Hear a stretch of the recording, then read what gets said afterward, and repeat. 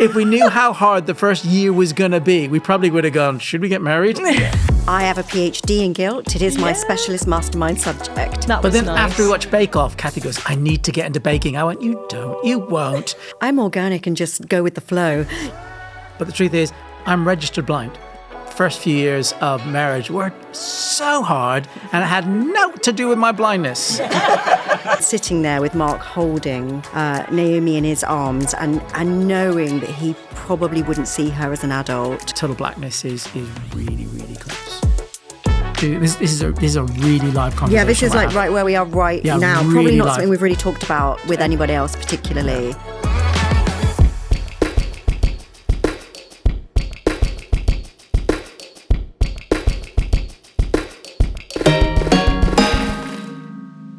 Hello and welcome to another episode of Couple Goals, brand new podcast from Care for the Family. Thank you so much for joining us, and we can't wait for you to come along on this journey with us. So I'm LJ. I'm Luke, and every episode we're going to be talking to real couples as they share with us the highs and lows of their relationship, gain some wisdom from it, and just really journey along with them. Please don't forget to like, follow, subscribe wherever you're listening or watching so you don't miss a single episode. And this week we are joined by Mark and Cathy Madavan. They're both church leaders, speakers, authors, and Cathy is currently on tour with one of our events, Care for the Family, Tweens and Teens, and is going on tour for a couples event, Going the Distance. Welcome, guys. Hi. Thanks for having us. Yeah, definitely. Thanks for joining us. There you go. And to get things started, as is mandatory and required of us, we have to do an icebreaker little game. So will you indulge us with this? Enforced fun. Yay! Yeah. Everyone loves it. So we've got this lovely little wheel here with lots of colours on it. Okay, so okay. Luke's going to give it a spin. Okay. It's going to stop on a colour and we're going to choose the corresponding coloured card on the table, which will have a random question. Again, we don't know what the question is, and so on and so forth. Right. Luke loves this. Yeah, it's great. Yeah. More enthusiasm, yeah. It's fun. Yeah, I sound a little more dire every episode. Right, here we go. Spin, and we are on Dun, dun, dun, cream. dun, dun. Cream. Not even a colour, is it? Let's be honest. Lovely colour.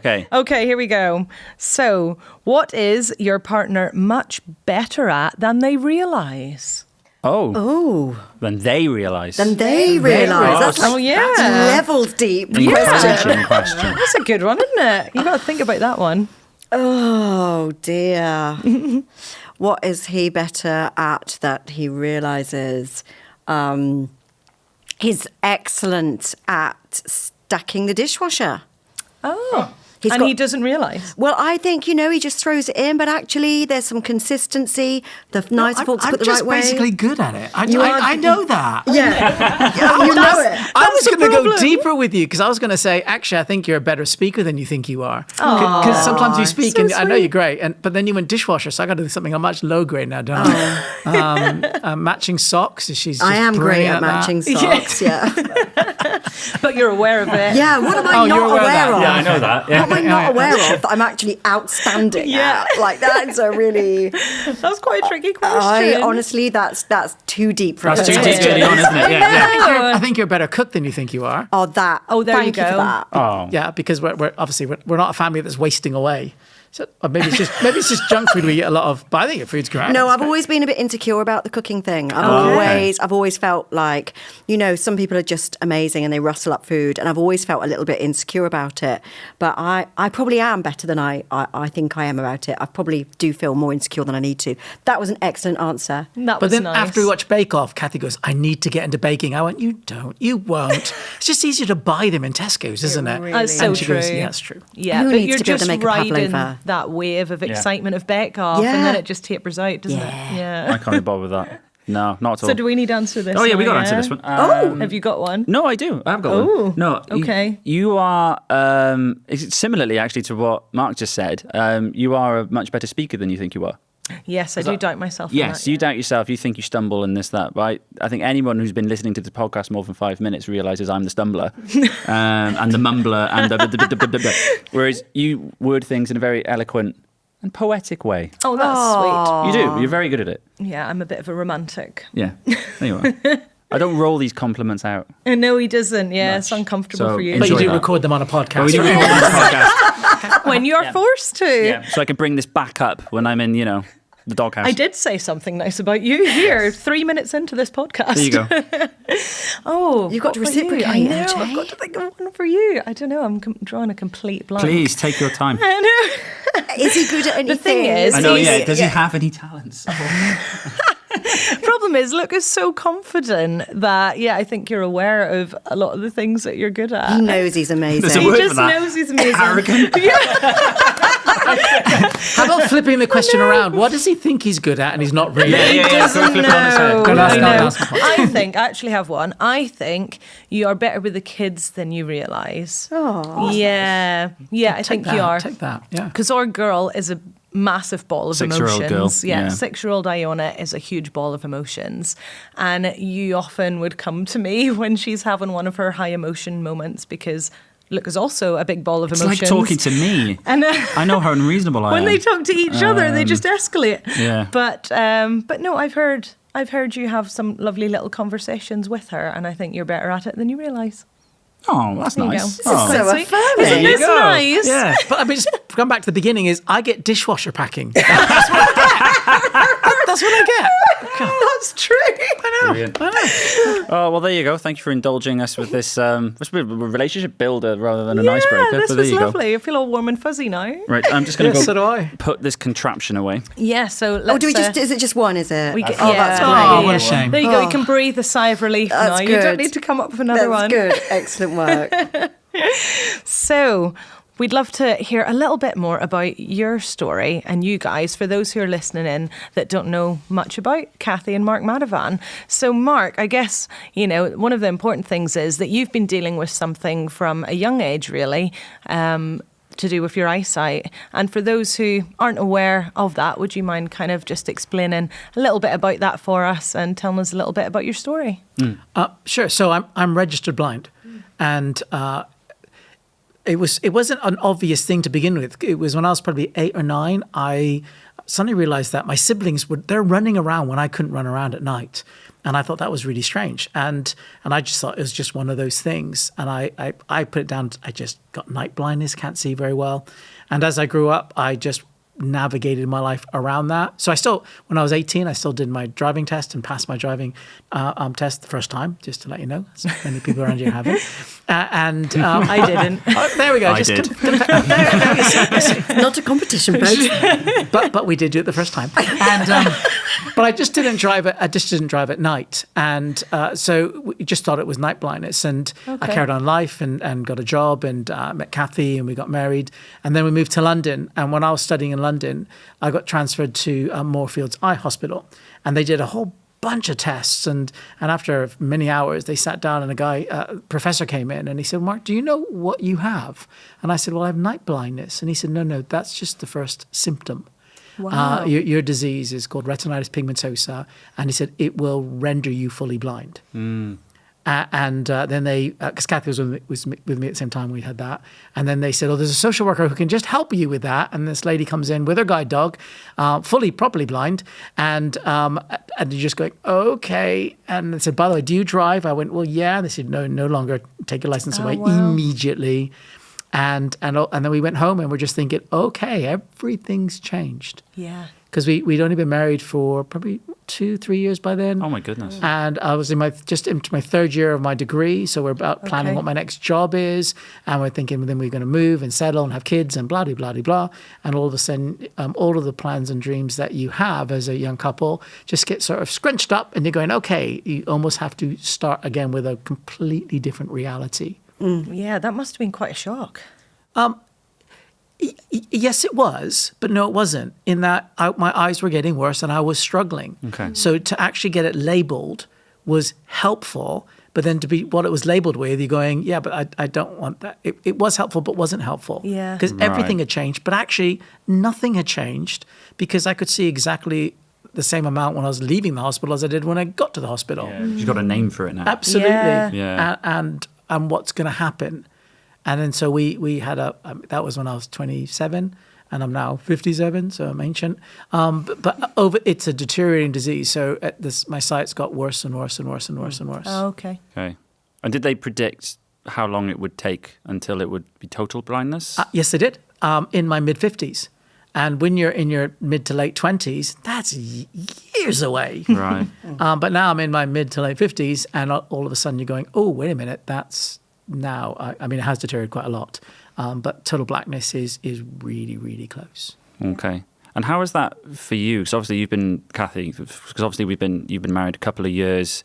I imagine, was it like a source of frustration that, what is this? Why is this getting worse?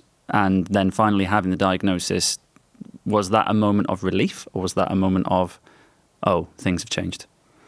I honestly think we were, quite naive when we were young, and you kind of just take things like as it comes, like, this is what we're dealing with. For me, it was more from that moment I became the sole driver. And I think that was a huge change. And I think it's, for other people who've been through that, where suddenly the other half can't drive or can't do certain things anymore, just the practicalities of that was actually quite massive. And then I think when we had Naomi a couple of years later, our first daughter, and sitting on the sofa, and I can remember the sofa in my mind, and sitting there with Mark holding Naomi in his arms, and knowing that he probably wouldn't see her as an adult, and just trying to kind of come to terms with some of those things. And we describe it as a chronic grief. It's like you just lose things over the years. There are things that you could do that you can't do anymore. And then and then a few years later, there's something you can't do anymore. And then there's something that, you just have to keep adapting. So it's been a lot of adaptation and a lot of letting go of things. And that's, I don't think we're alone in that. Lots of people, life's not a fairy tale, is it? No. Like, you get married on your wedding day, you're dressed up smart, and you think this is, what your life's going to look like. And actually, you don't really know what's around the corner, and the amount of flexibility and the amount of adaptability that you're going to have to find in your marriage. Like, none of us are prepared for that. I certainly wasn't, but somehow we've muddled through. And it wasn't, although, it was definitely a terrible diagnosis and a reality. And I, couldn't see my Naomi, we have two daughters now, can't see them growing up. But the truth is, but I hadn't died. I was still going to be there. Yeah. I could still hold them. And hello, I'm still have one or two abilities.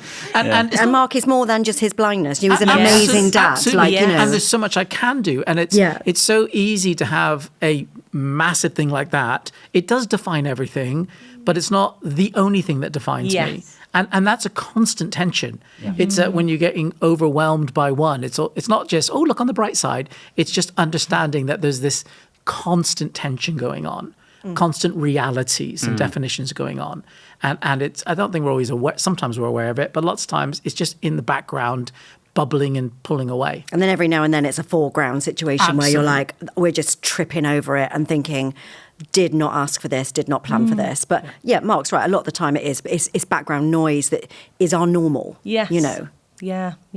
And going back to what you said, about in like those early days of marriage as well, it just made me think about, I'm a bit of a hopeless romantic. So I think I came into our marriage in the early days with, and looks not. And I think I came in, with a lot of like expectations of what I wanted and what I thought marriage would be. And then how, like, in those early days, you soon realise such a disappointment. That I know. Expectations are, and then it just all goes out the window. And then it's just like, oh, all right, who's this guy? But I think that's something we've talked about with other guests and that as well. And is that something that you guys found? You came in with some expectations, and then the early years of marriage, even without taking, Mark's diagnosis into account, was that something you could relate to? Oh, definitely. I would say our first few years of marriage were so hard, and it had nothing to do with my blindness. And whether it was romantic or something, I think everyone deluded. Those are other words that we could use. Absolutely. And naive. And it's all, I was 20 when we got married. You know what I mean? We were so young. Babies. So young. And we got married very quick, within 10 months of meeting each other. And it was the first couple of years, if we knew how hard, okay, it's been recorded, I'm going to say it anyway. If we knew how hard the first year was going to be, we probably would have gone, should we get married? It was hard. Yeah. It was hard. I mean, we were lucky in that, like, we had some good people around us. And I remember we still talk all the time about the wedding talk that was given to us by the pastor of our church in our wedding ceremony. And he talked about the fact that most people think that a marriage is like a shiny car. You're never going to look more shiny and beautiful and dressed up than you are at this moment in your life, in your wedding day. And that the rest of your life is simply polishing and maintaining this beautiful car. And he said that is just entirely the wrong picture of marriage. That marriage is more like being given all the parts of a DIY build your own car kit. Yep. And you're going to spend the rest of your life putting things in the wrong place and undoing it. But eventually you will build something beautiful. And we've never forgotten that. We've told so many people. Every time I'm a minister, every time I do a wedding, that goes into, that's been in every single wedding talk I've ever given. Yeah. It's just that reality that we didn't come in fully formed. We didn't come with all the tools. We didn't come really with something that was beautifully well formed and polished. We came in with the bits of ourselves, as you know, and then we had to try and start building. And that goes well in some seasons, and in other seasons feels like you're taking more apart. Yeah. No, yeah, that's a challenge. That, and I think it's also what you bring into the marriage from the get go. Yeah. Can really inform it, and I think, like for me anyway, I had like a lot of good role models I could look to. My mum and dad, you know, they're a unit. We used to try and play them off each other, and it didn't work. It never worked. Me and my sister got grounded all the time, and they were united in that. Is that something that you could like bring into yours, or was it just a disaster? Well, we both come from families where we were, you know, had single parent families, and there'd been bereavement in Mark's family and divorce in mine. And so neither of us had come from homes where there was, you know, your 2.4 children in a perfectly married home. So both of our families had been through some tough stuff. So we didn't have a clean, crisp role model to go, oh, that's what we'll do. It's more we had elements. And we had to try to put together the jigsaw together, really. And some of the things are saying, well, we have to make that up, or some things we don't want to do that. So some of it was anti-building, as in we want to build something, but not that. And also, I think we've kind of tried to build our family and role models. Like, if there are people we've met, especially in those early years, we like how they do it, or we like how they do hospitality, or we like how they talk to each other, or we like how they're parenting, like just asking them questions and trying to spend time with them. And I think that was quite instinctive rather than intentional. It was almost like we knew we needed it. Yeah. Like we really felt like we needed that input. We were scrabbling a bit those first few years to work out how do we do this thing. Yeah. So that was helpful, just to try and find some other people. But yeah, we were scrambling to start with. Yeah. And I think as well, like I was just thinking then, like even though I had like role models that I could look to in my parents, you're not my mum. Yeah. And I'm not my dad. And praise the Lord. Yes. How long did that take you to work that out? We got there eventually. Oh, good, yeah. good. But I think even then you could take for granted, it's like, oh, well, they did that and that worked for them. Why isn't this working for us? Yeah. So that can actually trip you up. Oh, very much so. A little bit, you know, because we have to figure out who we are and what works for us. And yeah, you don't cook desserts like my mum. And I've come to terms with that. Yeah, and I'm all right with that. And your mum does everything for your dad, and I didn't want to do that. Mum, again, if you're listening.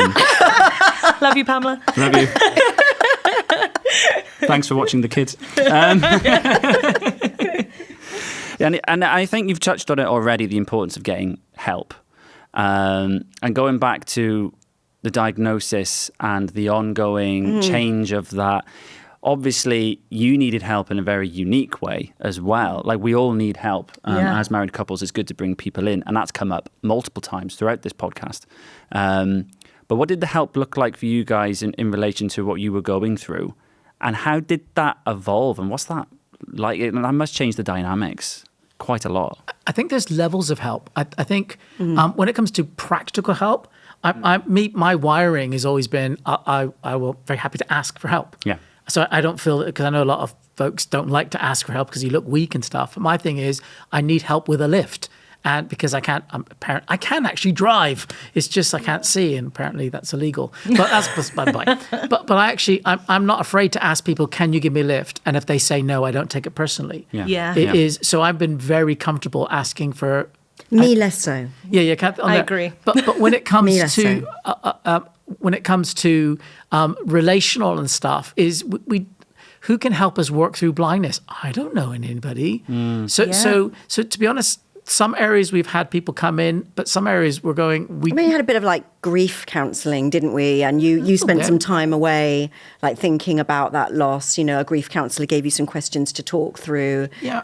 So we've that sort of thing. But there are lots of other people who've gone through loss, or who've gone through disappointment, or redundancy, or when just plan A doesn't come to pass, and they've had to work out, well, what does plan B look like? How do we live a fulfilling life with some of the things that we'd expected to happen not happening? How do you live with disappointment, like when your relationship changes, when actually you're a wife, but to be honest with you, you're also a carer. What does that look like? Because I think you can learn that a lot, that plan A and plan B is, because often we can find ourselves, if we're trying to find a couple who knows how to cope with blindness, is you spend a heck of a lot of time trying to find this elusive person. Or if you're talking about people who are actually, they're wrestling with a different disability or different, as Cathy just said, a different challenge, is, well, how did you navigate that loss, that disappointment? So you learn some of the tricks, skills and bluffs through dealing with disappointment rather than dealing with blindness. It's sort of like taking a step or two back and going, what are the emotions and what are the thinkings and what's really annoying us or what's really blocking us, and learning some of those principles and skills that are less to do with our particular blindness. Because actually, I would say most of I don't think we've ever fought over blindness. Lots of other things we have. but it's actually, well, how do you navigate conflict? How do you navigate when you just disagree, come to an impasse? I don't think we've argued over the blindness, obviously, because it's no one's fault, is it? Yeah. I think there have been moments where I've just felt like I'm carrying a lot.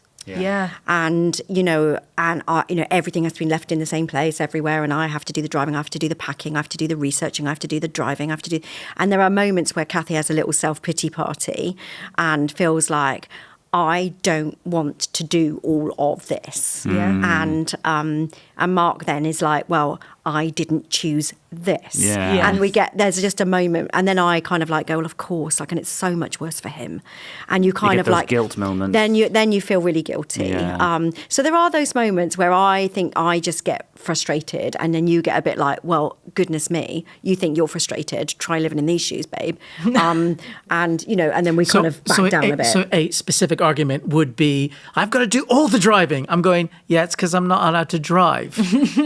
And you're going, so she's really angry because she's doing all the driving. I understand that. And I'm going, but it's not that I'm choosing. I'm refusing to drive. It's just I'm not allowed to. So it's part of the asking for help is me finding some places where I can say those things without offloading it on the one person who can't do anything about it. Is finding a friend and going, I just feel a little bit overwhelmed at the moment, without passing that on to Mark. Yeah. No, that's very wise. Yeah.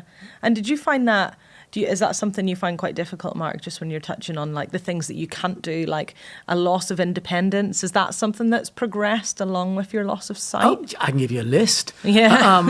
So there's lots. So when Cathy said a few minutes ago about we had a counsellor who gave me some ideas, is actually, I'll tell you a story. It was a story when Cathy was kind to me, because I always remember that day. No, she write it in the diary. Yeah, absolutely. No, she Cathy was kind. It was. No, it was. It's title of his new book. That one day. No, Cathy's kind lots. But once she came, let me tell you what, she came home and she said, Mark, I think you need to spend a bit of time away with one of your best friends. Just spend time with a bit of support where you can think through some of these things. Now, my best friend a year ago was living in Dudley, so that would be less of a blessing. Unless you're living in Dudley, and I'm sure you love it. But he happened to be living in San Diego. So Cathy effectively said, Mark, I think you need to go to San Diego and spend some time. I think you're right, Cathy. There you go. Yeah. Kind go. And the counsellor gave me some things to work through, because all the losses, as in I lost my independence. I've lost my mobility. I'm not going to see, when my girls eventually walk down the aisle and get married, I'm not going to be able to see what they look like. I can't see what Cathy looks like. I can't see, there's so many, and she said, you need to break all those up into all those different losses and just to be thinking and help mourning that process so you don't get stuck. So there's a whole list of things. And that was a really useful time away in San Diego, not just because it was San Diego. It's been useful, isn't it? Just to name some of those things and to let them go. But also in that process, actually acknowledging the things that God has given us. And, I think one of the things that we've often said to people is focus on what you can do and not what you can't. Focus on what you do have and not just what you don't. Because, it's very easy to list the things, the losses, but actually there are, it'd be lovely to be able to go for a hike on Dartmoor. Can't do that, but we can go for a walk along the beach. Yeah. So just trying to focus on some of those things. And that's not look on the bright side. No, it's not. It's not that at all. It's saying, but look on that reality side. Yeah. These things do suck. They definitely do, and they're tough. But everyone's got limitations. Everyone has things in life that sucks. Everyone's got limitations. But do some things, but we can do that. And to it's not to balance it out, but not to get too extreme on one or the other. Yeah. Can I ask a slight, hopefully not an indelicate question? Oh. But as you were talking then, and you were saying how you won't be able to see your daughters walking down the aisle, you don't know what Cathy looks like. Do you have a moment where, as you talk to Cathy, you picture Cathy a certain way? Cathy's quite delighted with this. Because Cathy likes this question. Oh, yeah, she likes this question. Because I picture Cathy and my girls when they were younger. Yeah. Perfect answer. Oh, man. Yeah. But I Living do. the But dream. but so last time I probably saw my girls and Cathy's face probably, and my own face. Yeah. 10 years ago. Okay. So I imagine, and people we've known for a long time, I still imagine. Cathy's beaming. They happy. freeze in that. You're frozen. Yeah. And so that's what comes to my mind is what I saw her 10 years ago. Same as my girls. Yeah. Which is both lovely and sad. Yeah. Mark doesn't know when his hair's turned grey or if my hair's turned grey or like anything. So it's... Yeah, but, Okay. Is your hair grey? I mean, it might be. That's an indelicate question. I was just curious because You never ask a lady that, Mark. How could you? I know because she spends a lot on dye. Hairdressers visits. Yeah, I see the hairdresser visits on dye. Yeah. Although I don't know if my hair's grey or not. He's getting there. He's not doing bad. Yeah. I do know I have my hair. I can tell that. So I still have hair. Yeah, that's true. Can we talk a little bit about the nature of the progression, if that's okay? So for you, what did that look like for you? So you said you started off with night blindness, and then you had the diagnosis. Yep. How did that progress from there? And then how did you have to practically adapt? Okay, so I had night blindness, but then the condition impacts there's rods at the back of your retina. There's rods and there's cones. Rods pick up light. Cones do color and definition. Okay. So the rods which pick up light were dying in my eyes, pigmentation over them, and that's why night blindness. Okay. And then I had a ring scotoma, so like a donut, a ring donut of blindness. So I had some central and peripheral. And over the years, the donut has just got fatter and fatter. So my central's got less and less, and my peripheral's got less and less. Okay. So if you were to 20, 30 years ago, if you put your hand in front of my eyes, my hand would disappear and reappear just in modern in one side. So the side of your vision you could see well. Yeah. And then disappear. And it's not a blackness. It's when you look through binocular. Actually, no. When you're just right now, when you look, and do you know when your eyesight left and right, it disappears because your head gets in the way. Yeah. It's not black there, is it? It just doesn't exist. Yeah. Yeah. Right now. Yeah. It doesn't exist. Yes. I just had those non-existent things in my main sort of field of vision. Oh, that's quite trippy. Yes, it is. No, it is because all of a sudden I'm going. There's a bus there.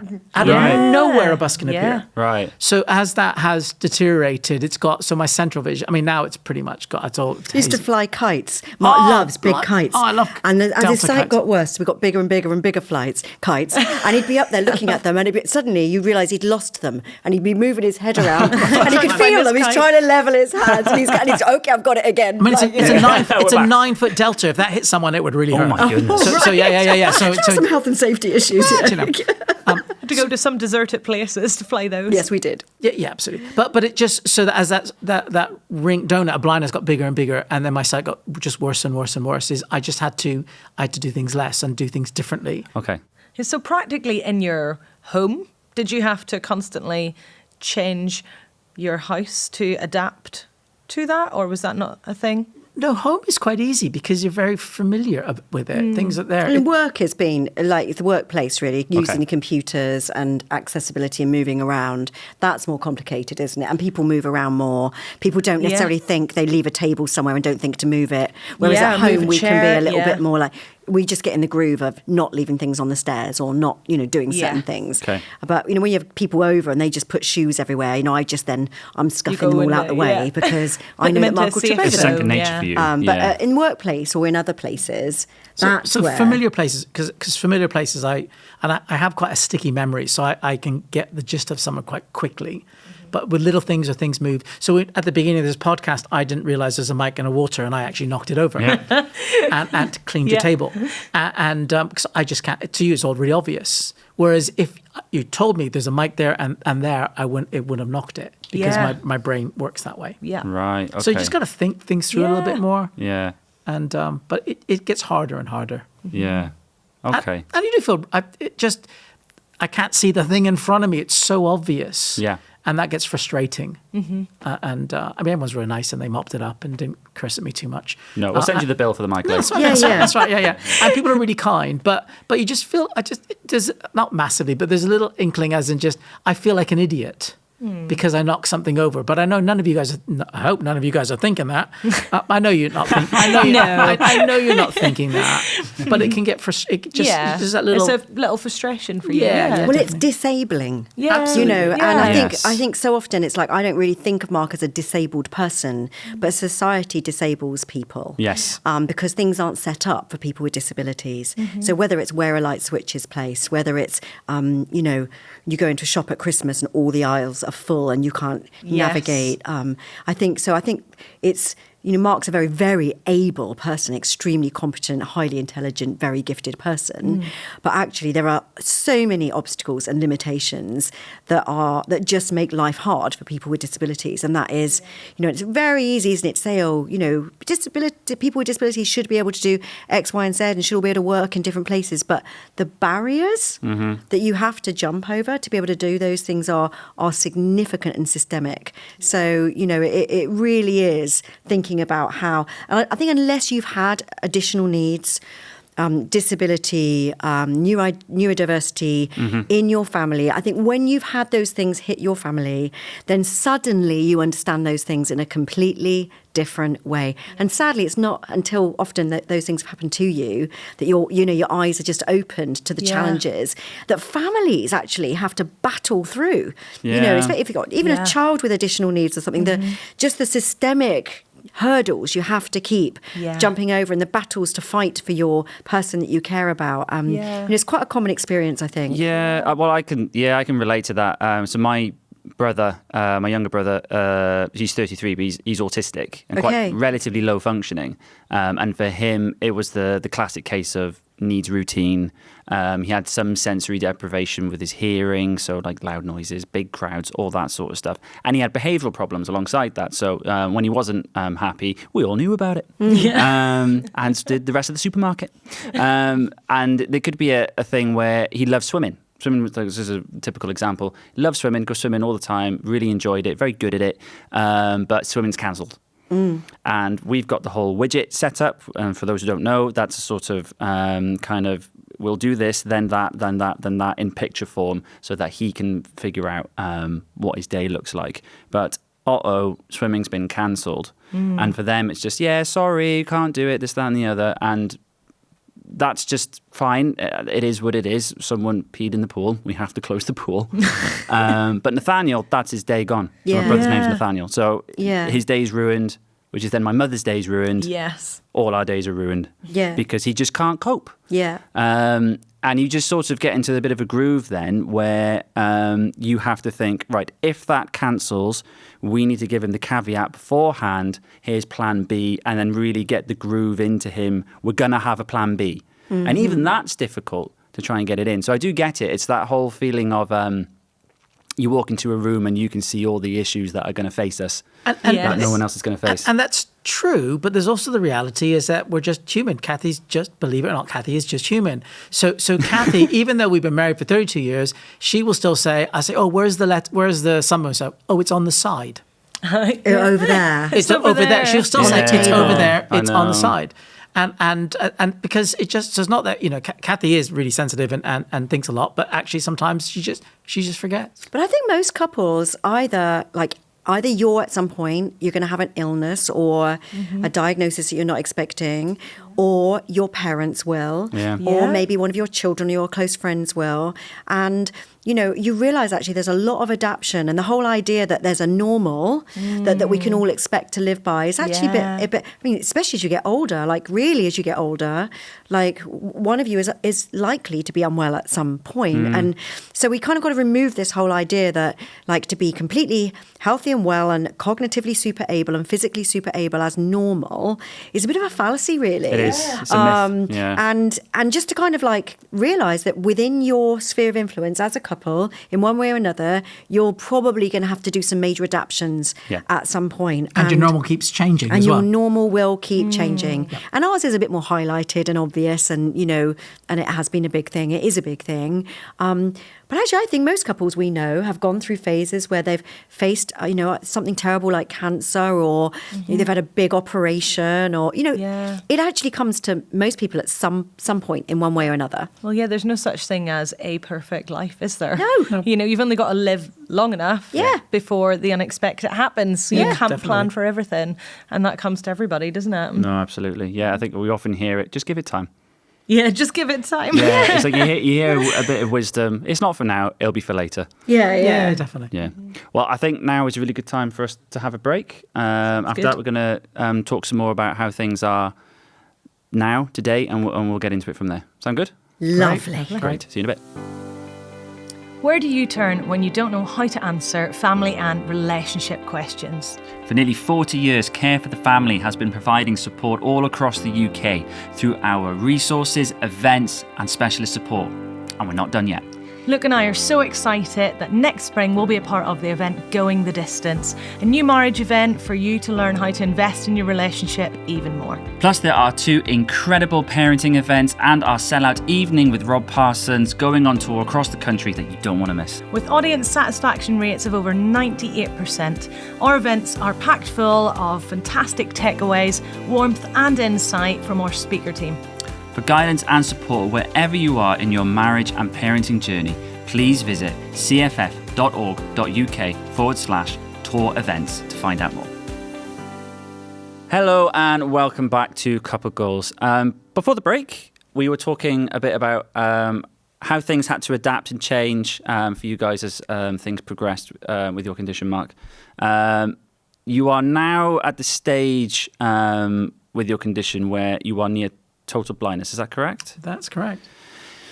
Is that something that you've been dreading? Or is this actually something, because of the nature of the progressive nature of your condition, where you're constantly having to change, constantly trying to find a new normal and adapt, now that it's coming to a point where it's not going to get any worse, let's say, is there an element of, okay, we know where we are now, and going forward, this is it? What are the conflicting emotions going on there? Okay. So maybe just go back a little bit. Okay. So I think, because I knew in my 50s or something, it's going to go to just light and dark and go completely dark. And I would say, a phrase I'd often use is we embrace a sophisticated denial. Okay. Because we're not in denial. I mean, we are in denial, as in, in your 50s, you're going blind. But if you live in there, it's just horrendous. You just can't do that. So it's sophisticated in that I'm not denying that I'm going to go blind, but I am living as though it's not going to happen. Okay. So it's happening, because the truth is, we know it's happening, but I don't know what it's going to be like. So I think I've lived a lot with that. I think now I'm entering the phase, and it's really in the last couple of months where I can't read my phone, and I'm really reaching the last sort of phase, as it were. As you said, is when things aren't going to change after this. Mm-hmm. So I'm right at the leading edge of that. So if I'm honest, I'm at the point where I'm going, I can't see, and I haven't adapted to that yet. Okay. So I'm not scared about it. I'm not looking forward to it. No. I'm still going, I don't know how, I don't know. We will cope because we've done it for decades. Yeah. I just don't know. We don't know. In fact, we were chatting just yesterday and saying there's just so much unknown. How do we live in this unknown space? In fact, that was a conversation we had yesterday, wasn't it? Well, and I think, probably like most people, there are just so many, if you look back, there are so many seasons of our life, before we had children, the early years of parenting, as they get older, and then the kids have now empty nested, which actually is, a huge thing for us. So, that's been a big loss for us, the girls moving away. Yeah. And now looking at Mark's site and going, okay, that's going to be another season for us over the chapters of our marriage, the book of our marriage. Yeah. This is going to be another chapter, and we don't know what that chapter is going to look like. But we have had conversations recently where I've just had to give Mark, I've not had to, I want to give Mark permission that if he says, I can't work in this way anymore, or I can't live in this kind of house anymore, or whatever it is, that it's like, I don't want him to feel any pressure from me that actually it's down to you to pay the bills. It's down to you, just to say to him, I know that what we're facing is really difficult, and just so permission granted. Like if you need to step down from what you're doing at any point, we will make it work. It's not going to be easy. There'll be some tears. It's going to be another big adaptation, but we've made it work. We've made it moving lots of different times, bringing up children, lots of complications and challenges in life. And somehow we've made it work. That hasn't always been pretty, if I'm honest. It's not like we've bossed and smashed every season, like stress and pain free. Like we haven't. We've muddled we have just muddled through. Yeah. Like I really don't think that we are experts. Like, and just coming on a podcast like this, I'm like, honestly, we've just muddled through. Like that has been us, but we will muddle through this one too. Yeah. Like we will. Putting that stake in the ground and saying that, because what we often do is saying, well, in 5 years' time, and in 5 years' time, I think often people put life goals. Sometimes they put very clear life goals. Sometimes you just think in those things, in those time frames. And our conversation went, I can't, in 5 years' time, I have no idea what that's going to look. I know none of us know what it's going to look like, but I know I'm going to have completely no sight, which I'm at the beginning of it, and I can't say, well, we'll just hang here in this house for 5 years. I'm going, can we do more of a rolling contract on that one? So we're doing 6-month conversations. Like, how are we doing? Checking in. Okay. So how are we feeling about everything right now? Like, are we coping? What needs to be changed? And that sophisticated denial, that 6-month thing means, okay, this is where we are, and for 6 months, this is the denial we're going to live in, and then we face up to it, and we're going, okay, what can we do? And when you say 6 months, it could be 5, it doesn't. It just helps personally. It helps me to cope, because if Cathy says, well, in 5 years' time we can do this, then I'm going, I can't think that far. It's too big a mountain for me. Yeah. So I've had to. This is a really live conversation. Yeah, this is like right where we are now. Really Probably not live. something we've really talked about with anybody else particularly. But that's kind of the space we're in at the moment. And this is how we'll tell you how that in 5 years' time. Much more short-term thinking, really. Yeah. And I think there's something really quite wise in that, though, and something that a lot of people could learn from. Like, as you're saying that, because I'm a bit of a planner, and I like to plan things. I like to know what's coming down the road. Living in the unknown, I find that quite difficult at times. You do, yeah. Don't I? Yeah. Look, knows all about it. Front row seat. Yeah. But I think there's something, that I'm constantly trying to learn in that as well, where you can't plan everything. You don't know what's going to happen tomorrow, never mind the next day, next week, or whatever. And there's something just really beautiful about what you said about you just stumbling through it, because I feel like I say that quite a lot. Well, and we don't know what we're doing. And there's I a haven't a difference clue what I'm between doing half being the time. prepared and being planned. Yes. Like, you can't always be planned. You can't always plan everything, but you can be prepared. Yeah. And I think those are really different things. So being prepared to make the sacrifices, being prepared to have difficult conversations, to look at your financial situation, being prepared. So we can't necessarily plan everything, but we can be prepared to kind of like put ourselves in the best situation possible to face those challenges. But you just do your best, don't you? And you kind of like, you work it out. Yeah. You roll with the punches. You do.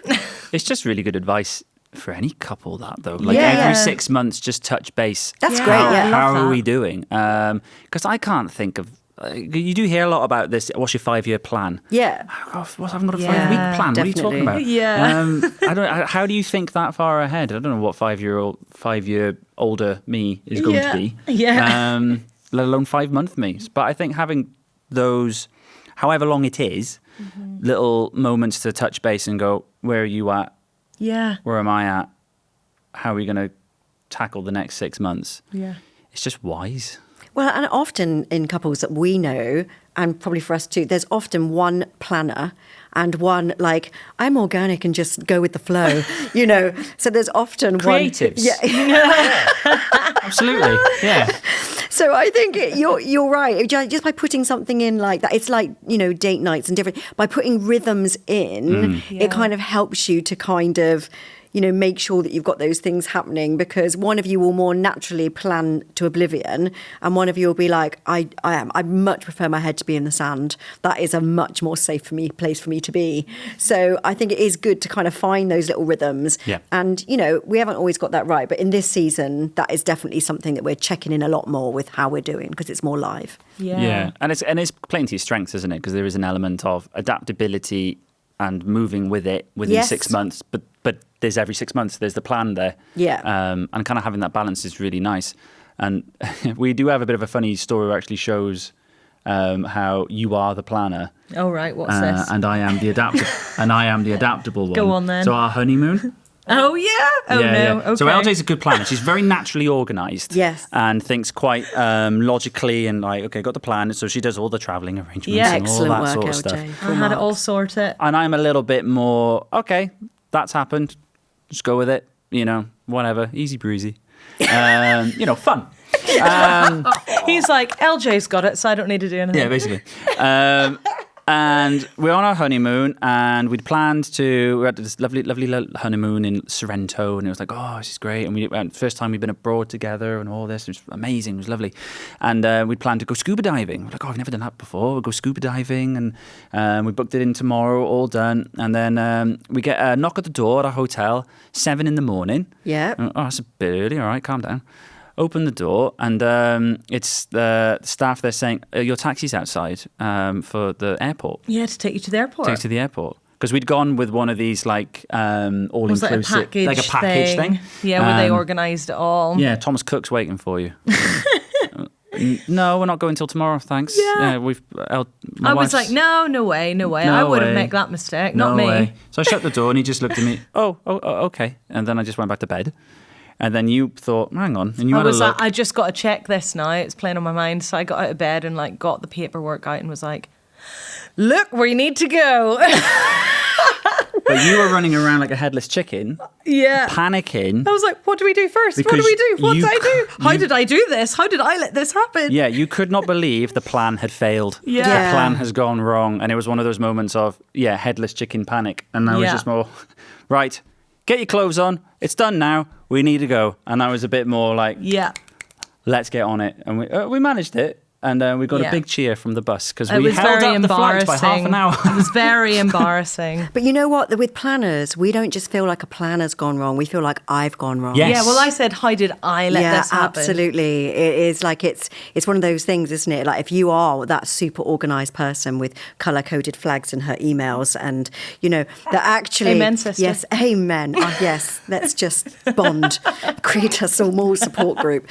But actually, you feel like it's not like, oh, the situation didn't work. It's like I failed. Yeah. Yeah. And that's that, and especially when, just life, you have to be adaptable. Yes. And when you get a curveball thrown your way, but I have to say that within that, being able to research, being able to plan does give me like an element of not control, because that would be too far, but it gives me an element of being anchored and rooted and like going, there are things I can do in this situation. Yeah. And there is agency I still have. I can't control all my circumstances, but there are some things that we can do and that we can control. And that's, I actually think that's quite helpful. Yeah. Yeah, well, I've actually had to learn to be more like that then since. So I think we've kind of borrowed from each other's personalities a little bit, where I've realised it's good to be adaptable. But as you say, those things you can control, do it, because it'll actually make the adapting part easier. There's an intentionality there. There's an intentionality. And your wife won't kill you. And she won't kill me. Yeah. Which is the main motivation. Which is the absolutely main. I'm It's less survival. likely to. Yeah, it's a survival tactic. The risk absolutely. factor goes down significantly. Well, talking about flexibility and adaptability and all that. Something else in your life that's, you know, a bit up in the air at times is your job, Cathy. You know, you travel a bit for jobs and for your work and everything. Yeah, so speaking on tour. And I am often zooming about. Yeah. you are often flying around the country and doing all that kind of thing. How does that have an impact on your marriage? Yeah, do you know what? This has been an interesting one. And again, I just know so many couples for whom, whether in the armed forces, whether they are like in a traveling sales rep, different things, you know, or a job like mine where I'm traveling and speaking, it is, the other person at home has to adapt when you go away, and then they have to adapt when you come home again. Yeah. Like it's kind of, you learn your routines, don't you? But I mean, I'm never away for a super long period, so that's one thing. But obviously, one of the complications for us is just that Mark doesn't drive. So particularly when the girls were younger, I think there was one tour, ironically, for Care for the Family, where the girls were going through GCSEs and A-levels. I had to organise 46 lifts in a week. What? It was 46 an lifts? actual spreadsheet. Wow. And that was me caring for my family, like with Mark and I had no guilt about that whatsoever. 46. Because they're going in and They out for did an exam exams all the times time. and need to work. And So you went to work for a break. Yeah. So, well, I just felt terrible. Like, but it was fun. And again, Mark was like, you don't need to feel terrible. Like, we just put the spreadsheet together. Everyone was doing 1 or 2 lifts. It was absolutely fine. People were very happy to help. Just like... I filled in most of that because I have a bunch of different drivers who help me because I have to ask. Yeah. And I think within 24 hours, I had over 40 of them filled.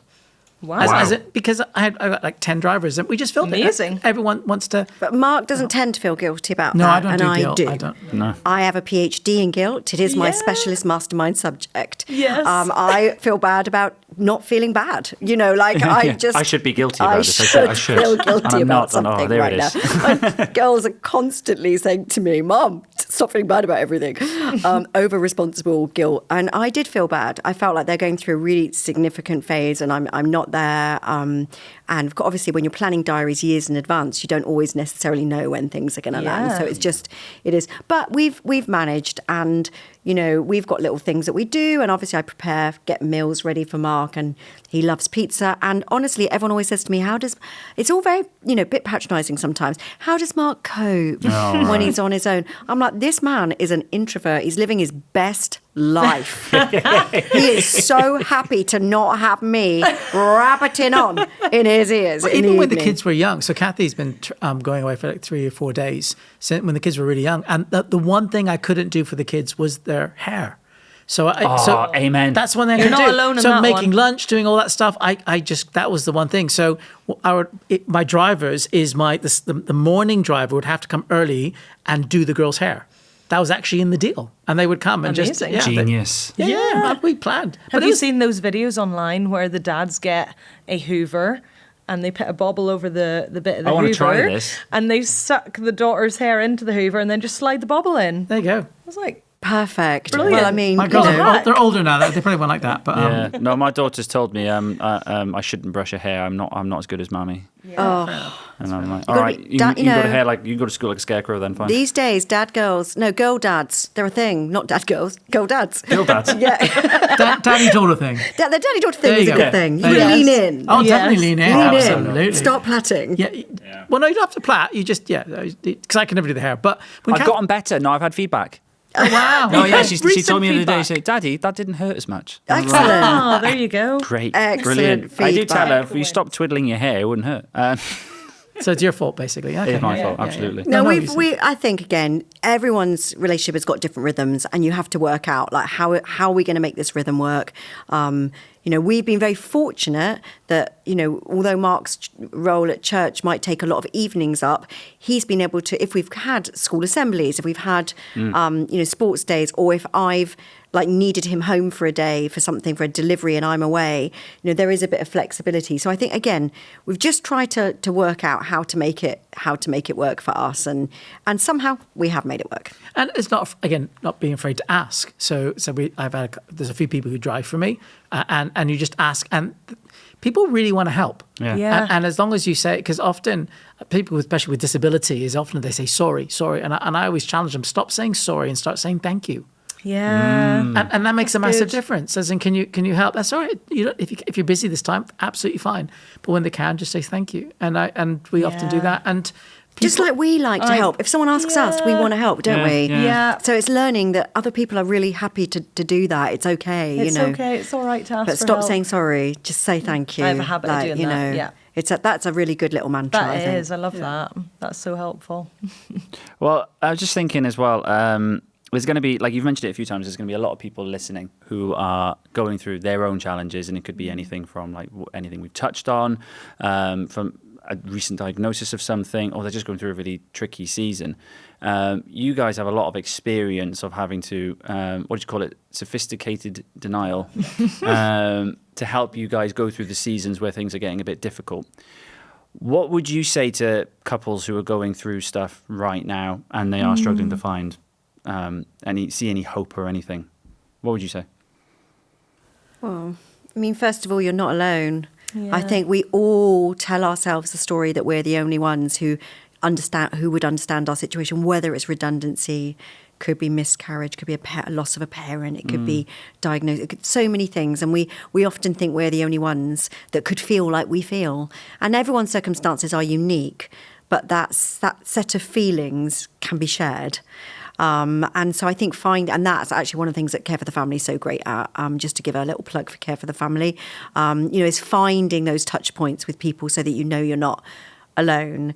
So I think that's really, you're not alone. Yeah. No, you're not alone. Like, don't hide completely. You might need to for a season, but don't think you're the only ones. I think coupled with that is, when you're going through a really tough time, the reason they call tough times is because they're tough. Yeah. And I know it sounds really bizarre, but often we think I should be coping, I should be this. Yeah. And really, so I'm blind. It sucks. Yeah. It really, and it's okay to say that. Yeah. Yeah. So I've chatted with other people who've been diagnosed with blindness and stuff, and I went, the reason you're finding it hard is because it's hard. And whatever the diagnosis and stuff. So when we're feeling sad or just depressed or whatever, you're going, that's because it is hard. Yeah.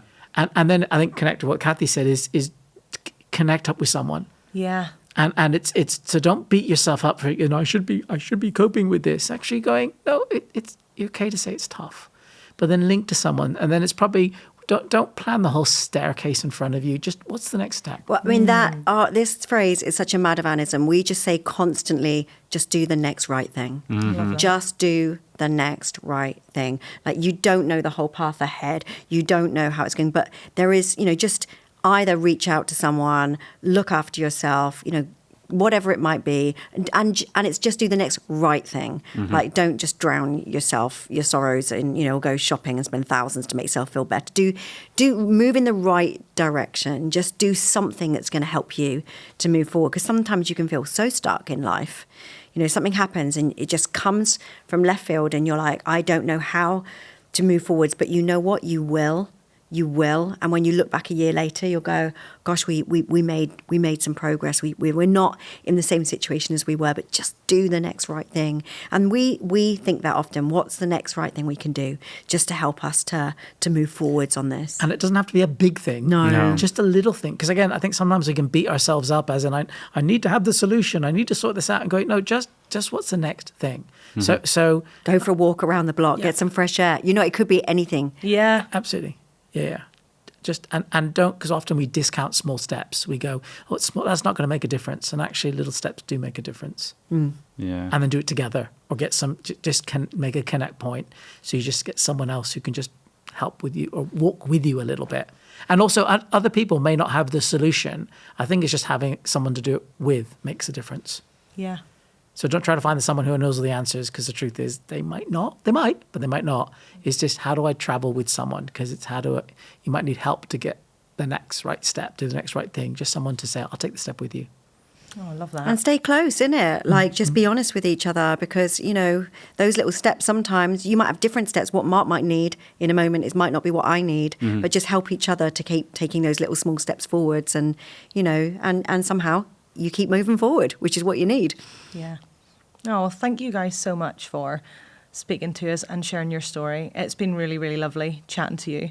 And something we do on each episode is... there's something else coming. Here we go. So we recently spoke to John and Jade Reynolds on the podcast. Excellent. And they left us a question for you guys. Did they indeed? Did indeed. Because you guys know them. Oh, yes, exceptional people. Lovely. So I'm going to ask you the question from John and Jade now. So let's see what they said. And you've got to come up with the question as well for the next guest. So you can leave us a question for your next guest. Not right now. Too. Okay, not right excellent. now. All right. Not right now. For now, you can answer John and Jade's. So they said this: how do you navigate the times where you have strong but opposing opinions and it's hard to compromise? Ooh. The strength of Cathy, and we are both strong-willed, clear-minded people. I wouldn't have thought that. I know. I just think This has been our strength and our weakness. It has to be over said. the 30 years, maybe once it's happened when we've had opposing strong ideas. A day. Yeah. Once a day. Yeah. So it always starts. The first step is you fight and you argue. Yeah. Okay. Yep. Let's get it out. Iron sharpens iron, you know? Yeah. Apparently that, or annoying people annoy annoying people, isn't it? It's just you know. And I think over the years, because I think when early years of marriage is we just kept battling a lot. Yes. Now we're just too tired. Yeah. Can't be bothered, LJ. Like, Just give up. it's just not worth the beef. The longer you're married, you'll just get fed up and I'll be fine. Just wait. It's like, just ground me down. Yeah, I can't bother. Do it. Whatever. Cathy's going to give a really sensible answer now. What do we have? What would we have massively opposing views on? I mean, after 32 years, I don't really. I think it's put because I know some people say like never go to bed on an argument and we disagree with that. Sometimes it's sleep on it and see if you still want to argue tomorrow. Because sometimes you're just tired. Oh, fair enough, yeah. And a little bit of distance between the thing that you feel like you want to actually divorce them over. Yeah. 3 days' time might not feel such a big deal. Yeah. So try and put a little bit of distance. A little bit of distance if we both got strong opinions on something. Try not to kill each other.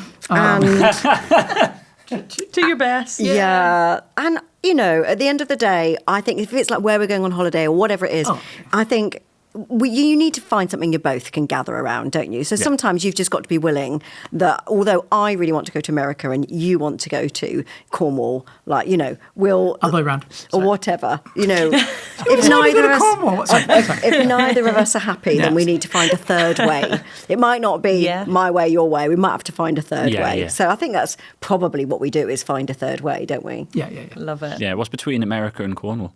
I mean... A cruise. Pembrokeshire. Oh, there you go. Come on. Cruise. There you go. Launching from Cornwall. Those famous Cornish American cruises, I mean, they're fantastic, aren't they? That's how we're going to make our millions. Setting There you that company up. Next business idea. Oh, brilliant. Well, thanks again, both of you, for coming on. You've been great sports. We've had a right laugh. We've had a great time. Before we go, what's going on with you guys now? What can we expect to look forward from you guys, or how can people get in touch? If there's Well, the next few weeks I'm away on tour with Care for the Family again. So always keep an eye on the events page of Care for the Family. There's always great events happening and I'm involved in some of those. Tweens and Teens? Tweens and Teens are really great fun tour. Yeah. All those parents in that crucial time of parenting and then going the distance. Really looking forward to doing that. It'll be my first time doing that tour, so that I'm really... That's and I think spring, isn't it? You're going to be on that. I am going to be on that. Spoilers. I know. So, sorry. No. Edit that out. No, not at all. No. We just lost all the tickets, that's all. Well, thanks again. Thank you very much for coming on. Pleasure. And thank you so much to everyone who's been listening and watching. It's been great having you with us. Please don't forget to like, subscribe and follow across all our social media channels. Please also share it with your friends because we'd love them to join in. Yeah, and please remember we have our expert episodes coming up as well. That's your opportunity to send your questions in, to ask our experts about anything you want. If you want to do that, you can send us an email via couplegoals@cff.org.uk, and you can also leave a comment below. Perfect. And we'll see you next time. Couple Goals was brought to you by Care for the Family. We produce shows, resources and events to help strengthen family life all across the UK. And it's because of the generous support of thousands of people just like you. If you've enjoyed this podcast, please consider partnering with us in our mission. Visit cff.org.uk/donate to find out more. Thanks again, and we'll see you at the next one.